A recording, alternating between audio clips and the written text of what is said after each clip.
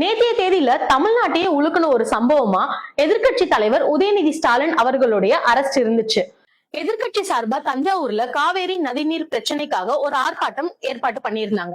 அந்த ஆர்ப்பாட்டத்துல எதிர்க்கட்சி தலைவர் உதயநிதி அவர்கள் பெண்களை குறித்து ரொம்பவே இழிவா ஆபாசமா பேசியிருந்தாரு அப்படின்ட்டு அவர் மேல 9 பிரிவின் கீழ் வழக்கு பதிவு செஞ்சு அவரை அரெஸ்ட் பண்ணி இருந்தாங்க.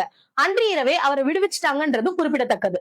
உதயநிதி அவர்கள் பண்ணது நிஜமாவே உங்களுக்கு தப்பு அப்படின்ட்டு பட்டிருந்துச்சுன்னா அவருக்கு நீங்க லீகல் நோட்டீஸ் அனுப்பி இருந்திருக்கலாம், அவர் சைட்ல இருந்து விளக்கம் கேட்டிருந்திருக்கலாம். ஆனா அது எதையுமே பண்ணாம 24 மணி நேரத்துக்குள்ளாரையே கைது நடவடிக்கையை எடுக்கிறீங்க நீங்க. இது அரசியல் காழ்ப்புணர்ச்சியா அப்படி இல்லைன்னா அதிகார துஷ்பிரயோகமா?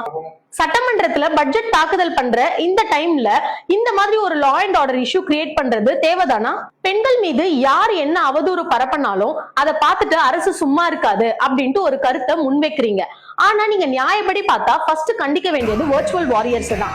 ஏன்னா அவங்கதான் மாண்புமிகு முதலமைச்சர் அவர்களுடைய மனைவி முதல் கொண்டு யார் அரசை எதிர்த்து என்ன கேள்வி கேட்டாலும் அவங்க மேல ரொம்பவே ஆபாசமா அவதூறு பரப்பிட்டு இருக்காங்க. இந்நேரத்துக்கு ஸ்ரீவைகுண்டம் எம்எல்ஏவை நீங்க எம்எல்ஏ பதவியில இருந்தே விலக்கி இருக்கணும், கட்சியில இருந்தே தூக்கி இருக்கணும். ஆனா அந்த மாதிரி நீங்க எந்த விதமான நடவடிக்கையுமே எடுக்கலையே. இது ஒருதலை பட்சமா உங்களுக்கு தெரியலையா? மக்களான நீங்க இந்த கைது நடவடிக்கையை பத்தி என்ன நினைக்கிறீங்கன்னு கமெண்ட்ல சொல்லுங்க.